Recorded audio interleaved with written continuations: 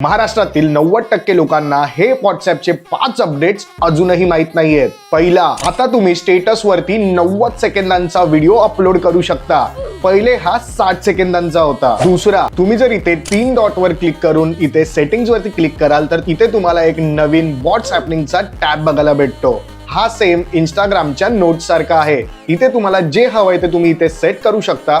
त्यानंतर कोणीही जो तुमचा चॅट ओपन करेल त्याला इथे हे असं दिसून येईल। तिसरा, व्हॉट्सअप ग्रुप नोटिफिकेशन्स मुळे जर तुम्हाला खूप इरिटेट होत असेल तर तुम्हाला इथे तुमच्या ग्रुप मध्ये यायचंय, नोटिफिकेशन्स वरती क्लिक करून नोटिफाय फॉर वरती क्लिक करायचंय आणि इथे हायलाइट्सला सिलेक्ट करायचंय। मग जेव्हा कोणी तुम्हाला टॅग करून मेसेज करेल तेव्हाच तुम्हाला इथे नोटिफिकेशन येईल। चौथा, व्हॉट्सअप वरती जर तुम्ही कुठला फोटो अपलोड केलात आणि इथे स्टिकर्स वरती क्लिक केला तर इथे तुम्हाला इंस्टाग्राम सारखं क्वेश्चन फीचर मिळतं।